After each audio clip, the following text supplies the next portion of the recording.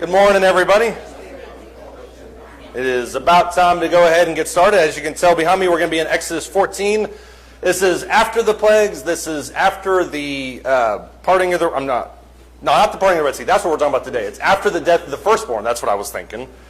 And so today is the parting of the Red Sea. So we're going to talk about that at length. This section kind of divides up nicely. If you've read this ahead of time, you know that chapter 14 is about the event. Chapter 15 is largely about the Song of Moses, and so it kind of repeats the story through a different lens, obviously for some kind of exhortation aspect of it. And so these chapters go very well together, so that's why we're going to be talking about them in tandem this morning.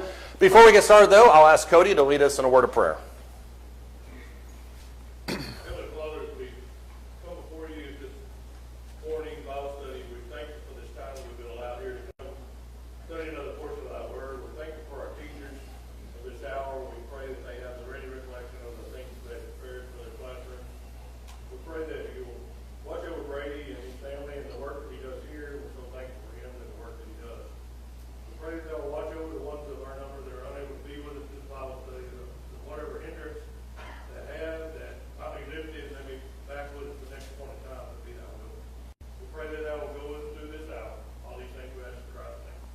Amen. Thank you. Before we get too deep into the section on the Red Sea this morning, I do want to kind of mention, last week we had a couple of questions that were brought up, and I don't normally do this. Normally if somebody has a question during class, I'll address it kind of with them. But I thought it was a really good question. Multiple other people had talked about it with me. I said that I would go home and research it, so I want to make good on that promise before we get started today. First question that they asked was, does the death of the firstborn apply only to firstborn males? I had taught, and I've taught for as long as I can remember, that it's always been the firstborn males. Somebody said, is that just the firstborn males, or does it include women? The firstborn, is that gender neutral?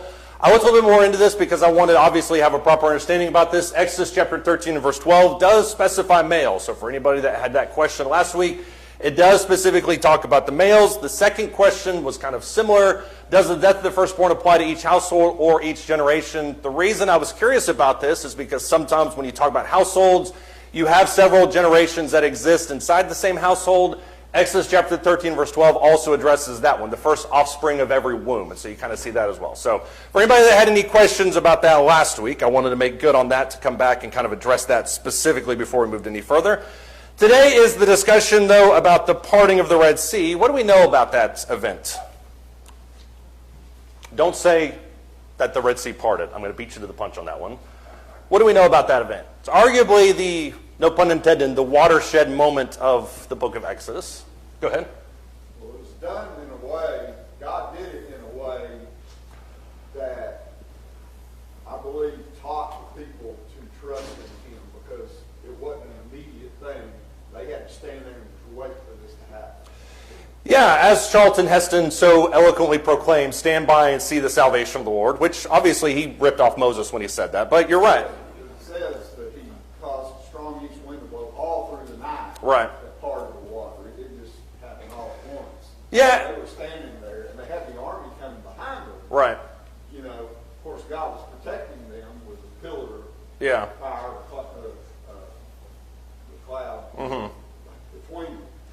So God was protecting them, but they still had to stand there and wait for this to happen. Yeah, and that is part of the issue that a lot of people have with not just this, but also the plagues, is they think, well, this was just some kind of natural occurrence that happened. There's always this kind of wind that comes through. As I said during the period of the plagues when we discussed that, if that is the case, that it was just a natural occurrence, Moses' real miracle is the timing, because he led 2.5 million people right then. To know that's going to happen is otherworldly. That's why it's obviously sent directly from God. There's no way any human could do something like that. So I do agree with you on that one. Levi, go ahead. It's kind of just a tidbit within the record, but one of the little facts that's included about this account that is always, not giving me pause, but I guess, I don't know, it just expounds the fact that this was in fact a miracle and not something that's a natural occurrence. It says they crossed through on dry land. Not that they weren't trudging through the mud. Right. Some kind of mire that they had to cross through just because the water receded. It was dry. Yeah. For them to be able to cross. Yeah. Is that a question, or is that... No. Okay. And I'm glad you brought that up, because that would be the counterpoint to not what John was talking about, but the argument people make to John, which is the idea that the wind blew and there was a natural occurrence. Natural occurrence wouldn't cause the ground to be dry, and so there's obviously multiple things happening there. You're right. I mean, it wasn't like because these people are loaded down with their wagon trains to a certain extent. They're pulling it through at an ease. Obviously, they have the ability to do that. And then you also have the note immediately after that where God looks down and causes the wagon wheels to swerve. So there's a difference just, I don't want to say in terrain, but there's a difference in ability getting across. So I do think that needs to come into play too. Go ahead. Okay. I saw 3 people nod vigorously when you made that point, so I know for a fact that other people were talking about it. That's what made it the miracle, is they were able to cross it. Yeah, and I do think part of the discussion of this crossing the Red Sea, part of the difficulty is kind of in the nuances of it, because I was always told, and maybe this was just once again the Ten Commandments movie, but the idea that he just kind of shows up, he parts it, they walk across, and then the people chase, and the timing of that's always been the difficulty. But as you mentioned, there is a period of time when it seems like they're watching it go across, then they cross, then the pillar moves, and then the Egyptians go inside of that. And so I think when you dive into the story and you see how God actually does it, I think it's really fascinating. So hopefully we'll get into some of that this morning, but I don't know if we'll have a chance to get through all of it. What else do we know about this story of the crossing the Red Sea? Go ahead, Ken.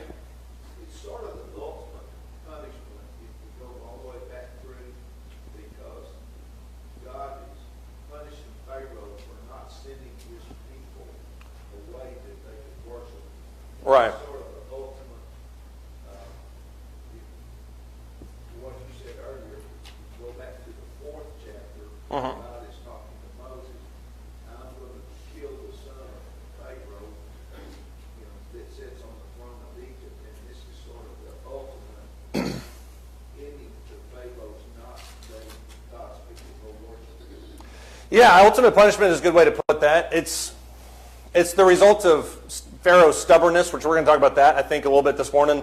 But obviously, if he's at a point where he's willing to chase them, God's just going to annihilate them all because of his stubbornness that, as you mentioned, kind of originates in chapter 4. So, yeah, I think it's the natural end result of where you already saw the Egyptians going. Cameron? So this is not just with the Israelites either. By the time they get up to Canaan, a lot of the nations have already heard about this and that. And Right. other events in place. So God's using this to establish them as a nation, but also to instill fear in the people that they're supposed to fight out later. Yeah, and that's part of the interesting part about it, too, is that when you think to yourself, well, obviously they hit Sinai and then they keep moving, they go to Canaan, Rahab talks about it. There's 40 years between those two events. The idea that Rahab knows about it from 40 years previous, this isn't just something that, as we talked about a second ago, was a natural occurrence. This was something that most of the known world stood up and took notice at, especially when you're talking about the annihilation of 600 chariots, which is probably several tens of thousands of horsemen or footmen right next to it.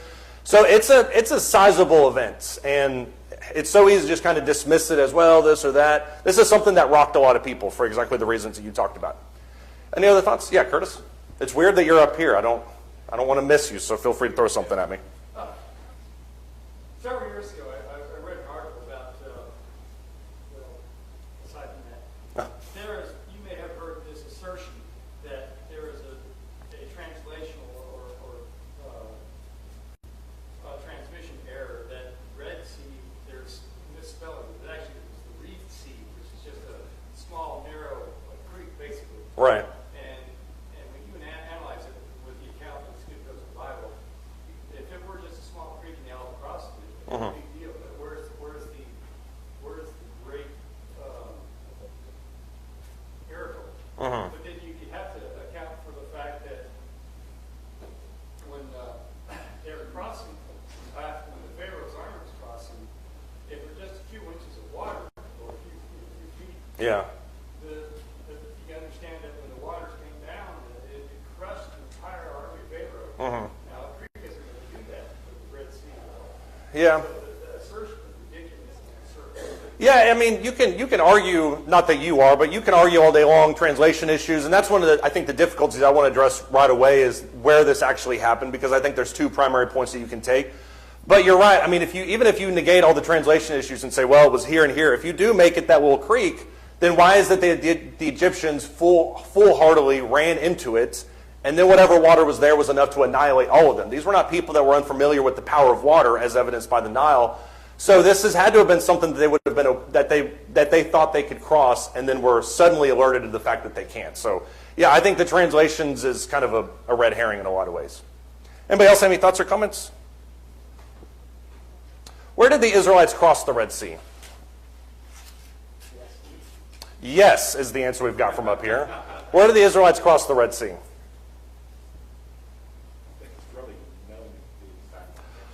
I realize now why you said yes, because I said Red Sea in the middle of it. That's why I was laughing. But yes, the exact location, I think, is up for grabs. A lot of people argue one of two locations. Growing up, I always thought it was on the west side of the Sinai Peninsula. There's been several people that have said it's more on the right side of the Sinai Peninsula. Generally speaking, there are two primary evidences for where they crossed, and you can, I think both of these have their own kind of strengths and weaknesses. When you look at this point, one of them is that they kind of just went a short ways out of Egypt and then crossed the Red Sea there. That's where all these things happen. If you look, there are other people who say, well, obviously the path went down on Sinai Peninsula. It's on the southeastern side. There's some strengths to that. In my opinion, and that's all there is, there's no real difference between these two locations, and I may be way off on that. I think, though, when you do look at the scriptures, it does talk about them going at least a sizable distance into the wilderness before something like this happened. Whether they kind of meandered around a few places, I think is up for grabs. Numbers chapter 33, if you're into kind of the specifications of it, goes point by point through the entire wilderness wanderings until they arrive at Canaan. And so you can kind of go in depth on that if you want to. The difficulty with that is the same as the difficulty with here in Exodus chapter 14. What do these towns mean? Are they the same locations? I think that's obviously the issue that takes place here. Regardless, God led them deliberately in verse 17, Exodus chapter 13, says the people might see their minds when they see war and return to Egypt. What does God know about these people?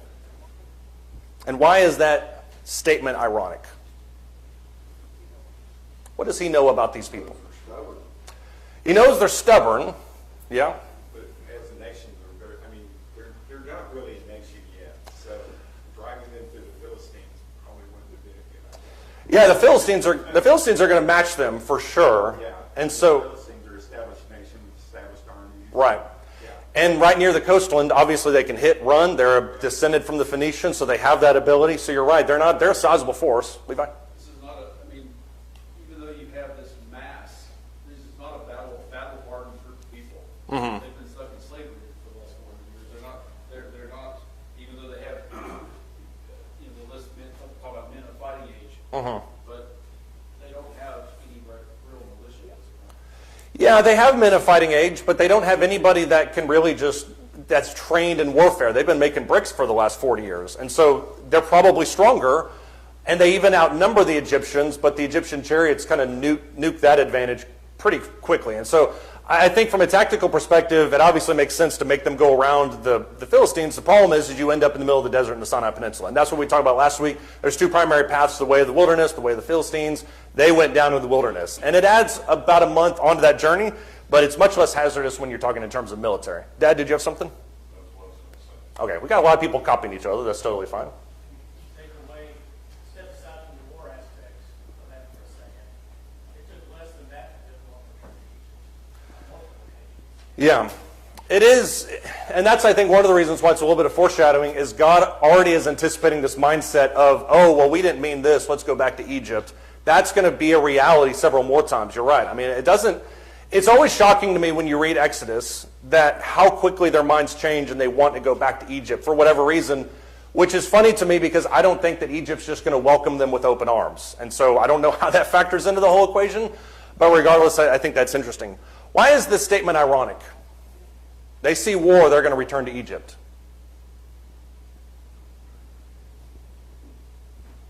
Well, one thing, that's the reason that Pharaoh's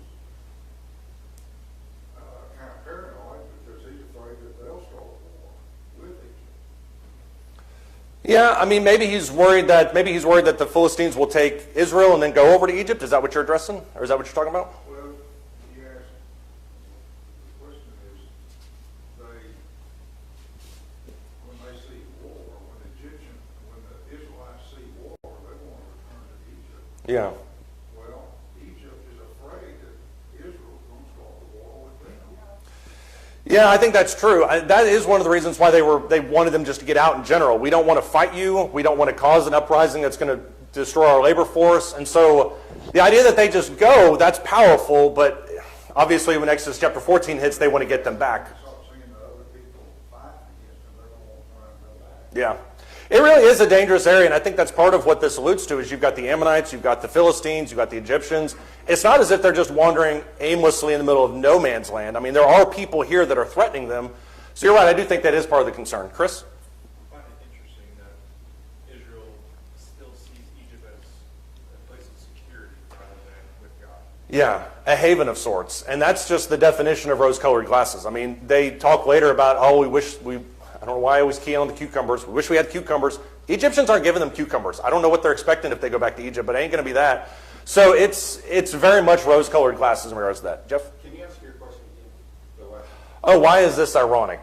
Because, well, to me, I see eventually they're going to be taking over the Canaan land. Exactly. They're going to have titles. The time period between this moment and Canaan, you're talking about 3 or 4 months. And so if he doesn't feel like they're ready at this point, what changes in the next 4 months? Because a standing army is not going to develop itself in 4 months. What's going to change between now and then? Well, the obvious answer to that is Mount Sinai. Mount Sinai is supposed to transform them, but when they get to Canaan in Numbers chapter 12, they're still not fit for war. They're scared and want to go back to Egypt. Levi, was that what you were going to say too? Just, yeah, they're going to be expected to achieve their forever home, if you will. They're going to be expected to commit genocide, and they're not there yet. No, they're not mentally there. They're not physically there. And most of all, they're not spiritually there. Gary, and then James, and we'll keep going. The irony to me seems that just after what he had done for them against the Egyptian army, which was arguably equal to or more powerful probably than the Philistines, Right. that he knew, even though they had just seen him take out an even bigger army, they were going to be afraid when they saw this one. Yeah. I It is interesting. I mean, you would think what he had just done to the Egyptians, he would obviously do for them. This shows that it's more on their shoulders, and they're not ready as a people to do that. So God's willing to do all that in Egypt. He's not going to let them do that to that extent when they get to Canaan. James, go ahead. The irony to me is the whole reason why they started growing to God and leave Egypt was because Pharaoh feared that they would wipe them and kill the Egyptians. Right. But they weren't even willing to do that. So Pharaoh's whole reason for increasing the burden on them and trying to kill them out never existed. They were never going to rise up and try to kill them because they don't have it in them to fight. Right. When Moses tried to lead that insurrection 40 years earlier, nobody really wanted a part of that. And so what's really changed in that degree with these Israelites? And yeah. Pharaoh realized that and never had increased their burden. They never would have grown against them. They never would have lost their workforce. Right. So it's the irony of it, the reason why God won't send them in this area is the reason why Pharaoh shouldn't have increased Yeah. in part of this whole thing to begin with. Yeah, it's all Pharaoh's fault. No matter where we go from Exodus, we can always look back to that point. All of it kind of stems from him. And I don't want to just put it all on his shoulders, but I do think there are several points that point to that. Look in Exodus chapter 14. This is where the story kind of picks up. The 10 pillars, or the pillar of fire, pillar of cloud, they're out of Egypt. All that takes place. Chapter 14 and verse 1. Now the Lord spoke to Moses, saying, tell the sons of Israel to turn back and camp before Piharoth, between Migdol and the sea. You shall camp in front of Baal Zephon, opposite by the sea. That's a very specific location. Moses knows exactly what he's talking about, and other people obviously could zero in on that in his generation. Verse 3, for Pharaoh will save the sons of Israel. They are wandering aimlessly in the land. The wilderness has shut them in. Thus I will harden Pharaoh's heart, and he will chase after them, and I will be honored through Pharaoh and all his army. The Egyptians will know that I am the Lord, and they did so. When the king of Egypt was told that the people had fled, Pharaoh and his servants had a change of heart towards the people. And they said, what is this that we have done, that we have let Israel go from serving us? So he made his chariot ready, took his people with him. He took 600 select chariots and all the other chariots of Egypt with officers over them. The Lord hardened the heart of Pharaoh, king of Egypt, and he chased after the sons of Israel as the sons of Israel were going out boldly. Verse 9, then the Egyptians chased after them with all the horses and chariots of Pharaoh, his horsemen and his army. They overtook them, camping by the sea, besides Pi-hahiroth, in front of Baal Zephon.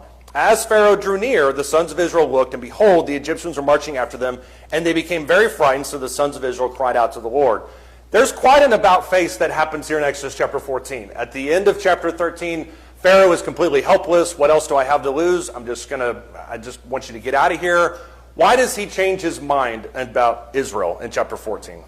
Because there is quite an about-face. You can say it's just a revenge attack of sorts.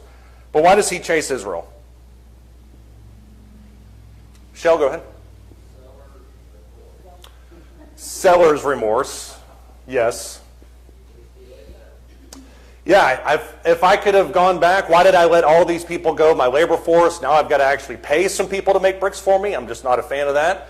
I think that's a perfectly reasonable explanation. Levi? There's two reasons given, and you know, Shell's nail on the head there.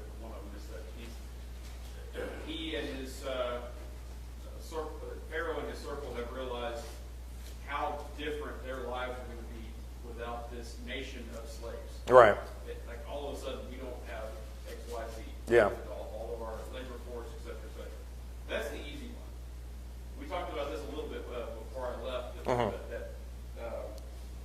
was hoping I would get back before this class. The more difficult one, more challenging one, is that it says in multiple places in this text that God hardened Pharaoh's heart. That is, oh man, okay, sorry. Go ahead. And I have always struggled with this passage. I've never gotten a great explanation of it. So I'm interested to see what people have to say. Well, you are in luck, because not only do you have one preacher here, you have two. And so you can redirect that question to Shane if you want to. We did talk about that, the idea of God hardening his heart, Pharaoh hardening his own heart. We talked about that a little bit, I think, before you left in class. We obviously didn't give enough example of it. I still think that it's basically the events that are hardening his heart. It's not God supernaturally reaching in, but the events as he's unfolding, he makes it hard as a result of God's actions, and then he moves out after that. I saw 4 hands at the exact same time. That's my interpretation of it, obviously. And so we can certainly talk more about that if you want to. Ken, go ahead on that, though. I may disagree with you just a little bit. This is a mutiny here. That's all this is. Because Pharaoh said, Jehovah sent Moses to Pharaoh, let my sons go, that they may worship me. Pharaoh said, and it started at that point, and God said, I'm going to teach him, so he's going to let my sons go. Right. And escalated all things, culminated. And if you read, can I quick, read about the 600 chosen chariots. These were not just 600 people that they randomly picked. These guys were the best of the best, specially trained, and they had an archer that went with them that apparently could hit great distances in the chariot in motion. Right. So, Well, you're right. I mean, so to your second point, he does take the select chariots. These are the best of the best. These are the elite. This is probably his personal cavalry that he leads in battle. But secondarily, you see also that he also takes chariots that have officers on top of them. So whether you're talking about his select chariots and the rest of them, it's a sizable force that he takes out. He's going to need every last one of them if he's going to round them up. And we'll talk about that here in just a second too. But to your first point about how God says he's going to do that, the problem with that line of thinking, not your line of thinking, but that rationale, is that it makes it seem like God is going to intentionally kill all these people. And I don't think God's going to intentionally kill the firstborn of all these people. Point is, he knows exactly what's going to happen, and he tells Moses beforehand. That's, I think, the workaround with that, as opposed to your perspective. So you're staring at me. I don't know if you want to say any more. I have a feeling this is going to be one of those classes we have after the class. It's like a post-class class. if he says, if I tell you, Ray, I want you to do so and so, and you say no, and I say, well, look, do this, and you say no, well, do this, and you say no. At what point, I mean, the stress between Jehovah and Pharaoh just kept getting worse. And Jehovah kept showing him plagues, and he kept saying, Right. But don't you think that stubbornness over time will build up a pretty hard heart? That's the way I interpret that. I think I'm exactly. Yeah. Okay. James, go ahead. The entire civilization structure for Egypt is based around their God. Right. And being set as being the only God, being the creators of it.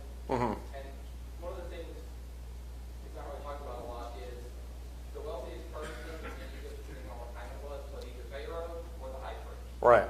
They were either one or two. First or second richest. And the high priest had the ability to, they said, oh, well, Pharaoh going against the gods, he could lead the revolt against Pharaoh, kill him, and install a new one. Do what they want. So Pharaoh has the ultimate reason to, because one of his advisors is the priest, because they have that ability. Yeah.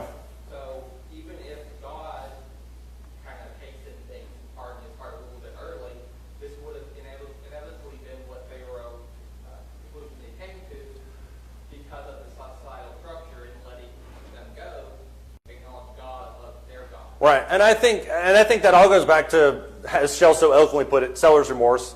Because you make a decision in the moment, get out of here, in the middle of the night, just get out of here. But then it comes back to what's the implications as a spiritual nation? How am I looked at as the priest? How am I looked at as a spiritual head? What does that mean for my economic labor force? So there's all sorts of, I think, implications inside of that all stem back from the fact that Pharaoh just ultimately regretted it. All right, Karen, and then we'll keep moving.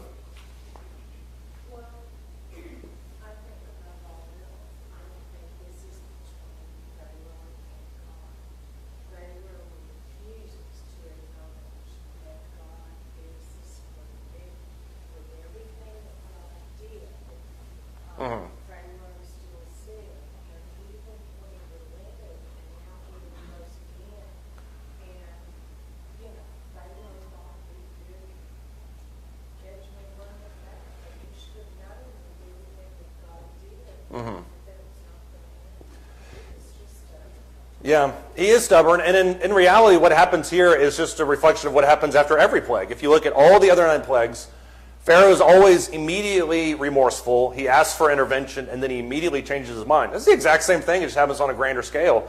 So he never really gets around to the idea of this accepting that who God is. Despite what he says, he never fully accepts who God is. I think yeah, Liz, sorry. Well, another thing is he sees that they're surrounded. Right, you cheated, didn't you? That was the next one that I flashed up there. It's okay, go ahead. No, it's okay.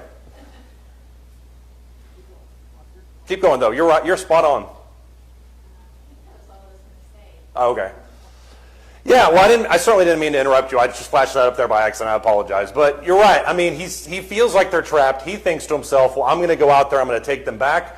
And so you're exactly right. At his point, he's thinking to himself, there's natural borders all around. They're not going to go anywhere. I might as well just go round them back up and bring them back. So I think you're exactly right on that. He does believe that they're trapped. That's evident there in verse 3. You move into verse 5. That's what's talked about. He regrets letting them go to begin with. He wishes he had never started that. But then to Levi's point in verse 8, he hardens his heart to begin with. God hardens his heart. He hardens his heart. I think they're used interchangeably in a lot of those ways. But regardless, he has buyer's remorse over, or seller's remorse over what happens. He wished he could change it. I think one of the questions that is never asked in regards to this is whether he honestly thinks he can bring them back to Egypt to begin with. When Pharaoh goes after them, what's his plan? His plan is to do what?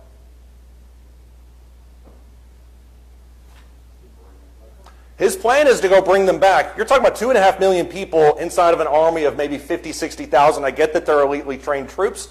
But I think the difference is the perception from Egypt. They're thinking we're going to go round them back up. If you look at verse 10, Israel legitimately thinks that they're all about to die. In verse 11, is it because that there are no graves in Egypt that you have taken us away to die in the wilderness? Why have you dealt with us in this way, bringing us out of Egypt? Is this not the word that we spoke to you in Egypt, saying, leave us alone that we may serve the Egyptians? For it would have been better for us to serve the Egyptians than to die in the wilderness. They have the mindset that when the Egyptians roll up on them, that they're just going to slaughter them all. They're probably not entirely wrong. A lot of those people that are in this army, greatly affected by the plagues, they're not going to show up with very kind hearts towards the Israelites. And so this situation in Egypt's, or in Pharaoh's mind, let's just go round them up, let's bring them back, we want these people back. I think this has the chance to be quite a bloodshed if God does not intervene. And I think that's the part of the story that we oftentimes don't talk about. To Liz's point about them being trapped in, the difficulty with understanding the geography of this is knowing exactly where they crossed. There are several proposed sites, and that's why I underlined many. If you throw a dart at a map of the Sinai Peninsula, chances are it's a proposed site of this crossing at some point. When you look at the topography of this is one specific one on the eastern side of the Sinai Peninsula. This is the definition of trapped. If you've got Israel that's out on this coast, and you've got basically this long chasm that extends up to that, there's no way Israel can go back. There's no real way they can go forward. They can't go north-south. And so if you're an Israelite and you're standing at this water edge, you're thinking, well, what do we do now? I guess we can go backwards, but that's where Egypt is. There's another one, and this is probably a more pronounced site. It's on, once again, the southeastern side of the Sinai Peninsula. You go around that southern tip and you go up a little bit, and you've got mountain ranges all towards the north, the east, I'm sorry, to the north and the west. Then on the east, you've got water. On the south, you've got exactly where you're coming from. So if you take an Egyptian army with chariots on relatively flat land, they're not going to go up in the mountains. You're going to just basically be able to run them down like grass. And so there's a lot of things I think that when you look at the topography of this area, factor into Pharaoh's decision to go chase them down. They're not going anywhere. So I might as well just go kill them all where they stand. Does anybody have any thoughts or comments on that? Look at Exodus chapter 14 and verse 19 now, because this is one of the big moments. Exodus chapter 14, starting in verse 19. It says, the angel of God who had been going before the camp of Israel moved and went behind them. And so then you have God moving from a leadership position to a protection position, moved from before them and stood behind them. So it came between the camp of Egypt, the camp of Israel. There was a cloud among the darkness, yet it gave light at night. Thus the one did not come near the other all night. This was John's point. There's a lapsing of time for this event to take place. Verse 21, Moses stretched out his hand over the sea, and the Lord swept the sea back by a strong east wind all night, turned the sea into dry land, so that the waters were divided. The sons of Israel went through the midst of the sea on the dry land. The waters are like a wall to them on their right hand and on their left. And so there does seem to be a separation where at least, maybe if they don't see it, it's at least there on both sides. Verse 23, then the Egyptians took up the pursuit. All Pharaoh's horses, his chariots, his horsemen went in after them in the midst of the sea. And at the morning watch, the Lord looked down on the army of the Egyptians through the pillar of fire and cloud and brought the army of the Egyptians into confusion. He caused their chariot wheels to swerve. He made them drive with difficulty. So the Egyptians said, let us flee from Israel, for the Lord is fighting for them against the Egyptians. What happens in this section up through verse 26?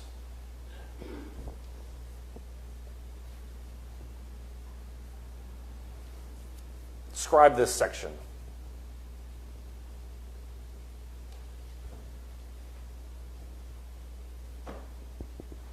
There's a lot of words there.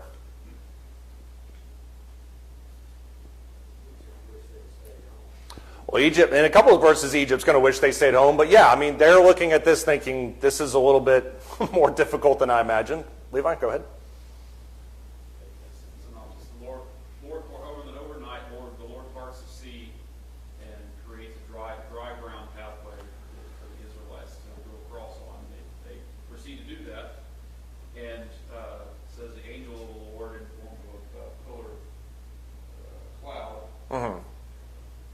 Basically gives them time to achieve that. Goes behind them before the Egyptian army and stops the Egyptian army from advancing and just run it down. Right. And it gives the Israelites time to cross. Exactly. And that's part of the difficulty with understanding where this is because when you think about them showing up at night and the cloud or the pillar moving behind them, there's obviously, you've got one night to get an entire 1 million people, 2 million people across this area. If it's a creek, you can do that in 10 minutes. If it's a stretch of 5 or 8 miles, you've got a little bit more difficulty going on there.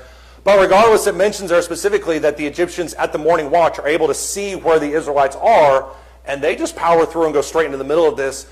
The question I always have is, you obviously are witnessing a supernatural event taking place.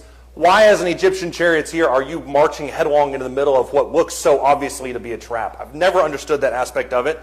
But you have this situation where they're getting across, the Israelites are obviously scared. Verse 26, the Lord said to Moses, stretch out your hand over the sea so that the waters may come back over the Egyptians, over their chariots and their horsemen. Moses stretched out his hand over the sea. The sea returned to its normal state at daybreak, while the Egyptians were fleeing right into it. And then the Lord overthrew the Egyptians in the midst of the sea. The waters returned, covered the chariots and the horsemen, even Pharaoh's entire army that had gone to the sea after them. Not even one of them remained. As a counterpoint, this is a textual narrative note. Verse 29, the sons of Israel, however, walked on dry land through the midst of the sea, and the waters were like a wall to them on their right hand and on their left. The difference between the Egyptians is they're annihilated. The Israelites, on the other hand, were going back and forth.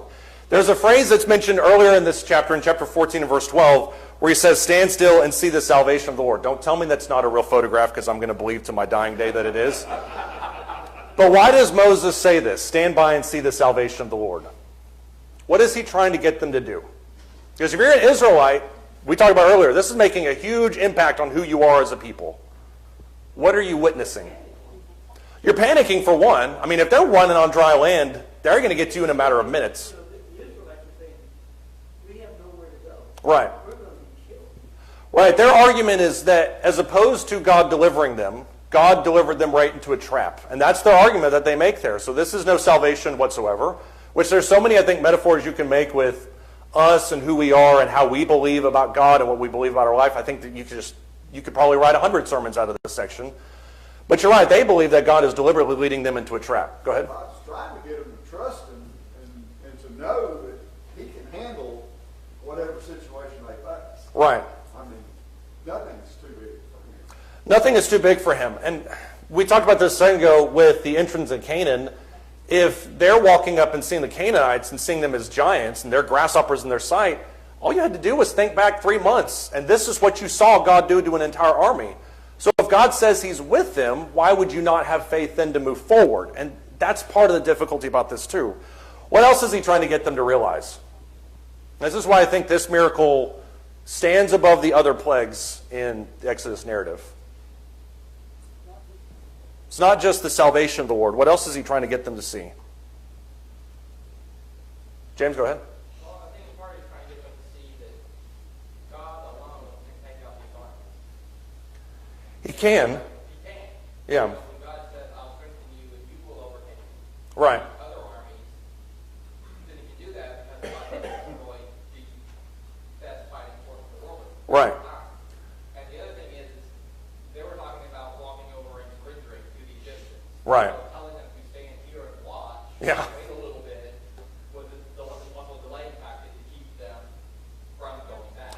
Yeah, stand in the middle of the highway and watch me as I make these cars not hit you. I mean, that's quite an act of faith, essentially. And that's, I think, part of why Paul brings it up in 1 Corinthians 10 as a metaphor of baptism and salvation is everybody walked across the Red Sea, but not everybody made it to Canaan. And faith is the difference there. They had faith to do this, but they didn't have faith for all of it. And if you're able to do this, I would think the rest of it should be kind of self-explanatory.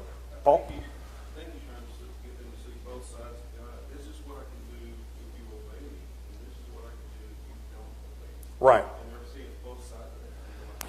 I think that's a great point because, as we're going to talk about in one of the sermons today, there's a decision point that Moses makes. You can either go to the right or you can go to the left. You can follow blessings, you can follow cursings, you can obey, not obey. This is a great example of both of those. So I think that's a great illustration. Shell? Think about clay. Remember when you tried to show your first child how to ride a bicycle? Yeah, it didn't go too well. Yeah. What is that? You were scared to death. Yeah. I mean, it takes faith. It's a very small range of level, but you're looking at your life, flashing the phone. Yeah, this is one of those defining moments in them where you've got to make the decision to either have courage or don't. I mean, and we talk about those moments all the time, but this is one of them at the national level for them. Ray? With everything that God did for them in Egypt to get them turned loose, to be free, even here, it's not enough for them. It's never enough for them. No matter what God does, what Moses says, look at this, see this, it's never enough. Their faith is a weak faith, Yeah. and it's correct. It's like a roller coaster. So, Well, and that's why when you fast forward to the New Testament and they want Jesus to do miracles, he's like, I'm not going to do miracles in Bethsaida and Capernaum because you haven't demonstrated. Like, these are just magic tricks to you. That's not the point of miracles. And the point of this miracle was to impress upon them the nature of God. Levi, and then we'll keep moving. Just a couple smaller things. This is one of those unification type moments where, you know, see, this is the Lord of Israel. This is not the Lord of, you know, we've seen various aspects, and you're going to see a lot of it in the future where you have this tribal factionism. Right. But this is not about tribe of Benjamin or whatever. This is Israel. This Right. is all the group. The Lord cares for all of you. Yeah. It's one aspect. Another thing is that Moses, the prophets, the apostles always struggled with people trying to raise them up as some mental being. It's like, this is not me. Yeah. I'm a vessel. This is the Lord. Yeah, stand by. You don't do anything. You will do something later, not now. Now your only job is to watch, observe, and be impressed. And that's why I think, as Paul pointed out earlier, I think it was Paul, this is a moment that really cements in their mind who God is. And if the plagues didn't do that because they happened there, everywhere else around you, this is a moment where you've got a front row seat to it. And I think the text indicates this. If you look at verse 8 or verse 4 and verse 18 of Exodus chapter 4, the whole point of this type of plague, as he mentions, is so I'm going to be honored through Pharaoh and his army. So the point of this plague is to impress upon Israel, as was talked about earlier, the entire world around them. I think Cameron mentioned that, is the idea of who God is and what his power is. As a warning to everybody, as a reassurance. If you look in verse 30 and 31, this is, to my knowledge, the first time that this phrase is mentioned. I'm probably wrong about that. But it's the first time that it's mentioned definitively about the Israelites, that the Lord saved Israel that day from the hand of the Egyptians. Israel saw the Egyptians dead on the seashore. And when Israel saw the great power which the Lord had used against the Egyptians, the people feared the Lord and they believed in the Lord and his servant Moses. To my knowledge, that's the first time you see Israel as a whole stating that they believe in God. So even though they observe him and they're kind of carried along with the plagues, this is a moment where you're defined as a nation, your faith is cemented. There's no question about who God is after this point. And that's why I think this section is so intentional. When you look at chapter 15 with the Song of Moses, there's a few songs of Moses throughout Scripture. You'll see one here. Moses has one at the end of Deuteronomy. There's one in in Psalms. But this song happens immediately on the back end of this event, primarily once again to reinforce this. If you look at Exodus chapter 15, starting verse 1, the question that's being asked and answered is, who is God? This is a song that they're going to remember. Exodus chapter 15, starting verse 1. I will sing to the Lord, for he is highly exalted. His horse and its rider he has hurled into the sea. The Lord is my strength and my song, and he has become my salvation. This is my God, and I will praise him, my father's God, and I will extol him. The Lord is a warrior. The Lord is his name. Pharaoh's chariots and his army he has cast into the sea. The choicest of his officers are drowned in the Red Sea. The deeps cover them. They went down to the depths like a stone. How does Exodus 15, 1 through 5 answer the question of who God is? Is if you're an Israelite, you're memorizing this song, because this event cements it in place. Who is God according to Exodus 15? He's their salvation. Yeah. I'm going to watch the salvation. I see the salvation. He is my salvation. At the very least, it exalts him as more powerful than the gods of the Egyptians with which they would have been familiar. Right. He exalts him as more powerful than the gods of the Egyptians, which they would have been under. There's definite imbalance there. One's much greater than the other. How else does he describe God? He's a warrior. And that is stated, I think, in several of these verses, but to me that's an underrated aspect of this, because when you think about who Pharaoh was, Pharaoh not only was king, he was high priest, we talked about that a second ago, but he was also the one that led them into battle. If you carry that same concept over to who God is not only their God, he's not only their, for lack of a better phrase, at this point, he's their spiritual leader, Moses obviously fulfilling some of that, but he's also their warrior that leads them into battle.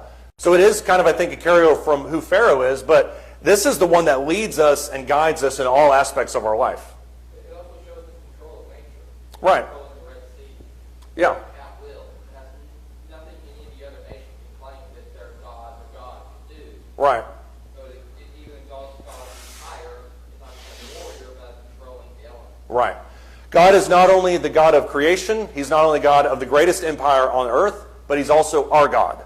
And that's why we look at God not only in a universal aspect, but I think in a personal sense as well.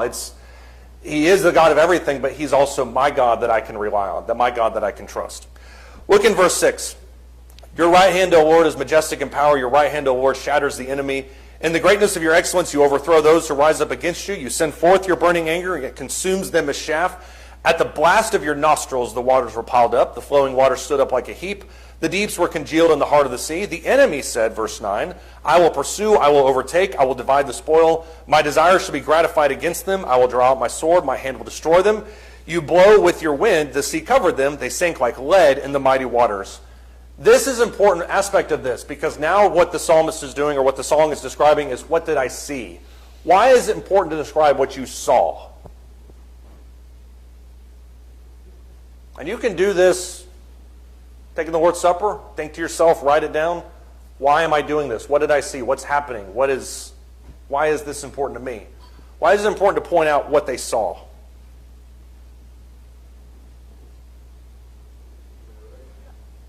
Yeah, the first and most practical argument, I think, is so that other generations can benefit from it. Yeah, that's part of why Moses is recording all of this in detail. Yeah. Why else is it important to write what you saw? When you're defining God, why state all the things that you saw? I think part of it is it makes it real. When we see something that's tactile, it makes Right. it real to us versus just some feeling that, well, maybe did I really feel it or not? Exactly. I think what it does is it defines faith. Because if faith to you is just a nebulous concept of some feeling you had one time long ago, that's not going to be helping you at all in a time of distress and a time of trial. So if you write down, as we'll sing this morning, Count Your Blessings One by One, if you write down all the times in which faith was real to you, God help me, those types of things, revert back to that whenever you're struggling with those types of things. So I think there's a very practical reason for why he talks about what he saw. And then the last half of this is, how did I grow personally? Look at verse 11. Who is like you among the gods, O Lord? Who is like you, majestic in holiness, awesome in praises, working wonders? You stretched out your right hand, the earth swallowed them. In your loving kindness you have led the people whom you have redeemed. In your strength you have guided them to your holy habitation. The peoples have heard, they tremble. Anguish has gripped the inhabitants of Philistia, the very people that we avoided. Verse 15, the chiefs of Edom were dismayed. The leaders of Moab, trembling grips them. The inhabitants of Canaan have melted away. All the fear around us. Verse 16, terror and dread fall upon them. By the greatness of your arm they are motionless as a stone until your people pass over, O Lord, until the people pass over whom you have purchased. You will bring them and you will plant them in the mountain of your inheritance, the place, O Lord, which you have made for your dwelling, the sanctuary, O Lord, which your hands have established. The Lord shall reign forever and ever. This seems second nature to us to read. Verse 11 through 18, that sounds like a lot of the hymns that we'll sing every Sunday and Wednesday. How is it different for an Israelite at this stage in their life?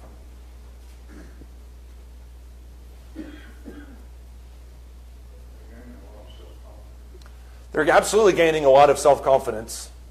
But if you're an Israelite who a year earlier didn't really know much about Jehovah, how has your faith grown as a result of the last 20 minutes?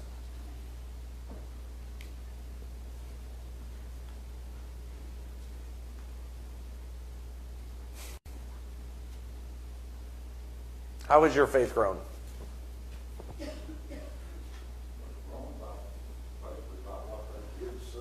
It's grown because of what you see, but it's also grown, it's grown in terms of what you understand about God. I think both of those. I did see you, Curtis. Go ahead. Thank you, though. All right.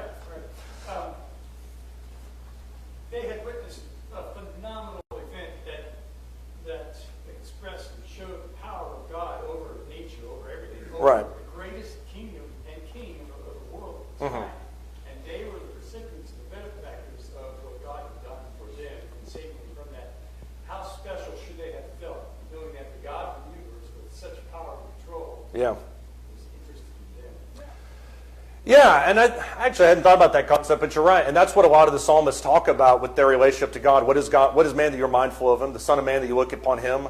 This idea that a God can do that, cares about me, that takes faith in itself. So I do agree with you. I think that's an interesting concept. These are people who are very, very, very aware of who God is at this point. Which, if you fast forward, we're obviously not going to finish Exodus 15, and that's on purpose, because when you look at verse 20 through 27, they complain about water and they complain about manna. Their lack of faith in those is a really weird mirror of their growth of faith in this section. You think these people, it's all about God. They should continue that moving forward, and they don't, and that's the difficult part of it. All right, so we'll pick up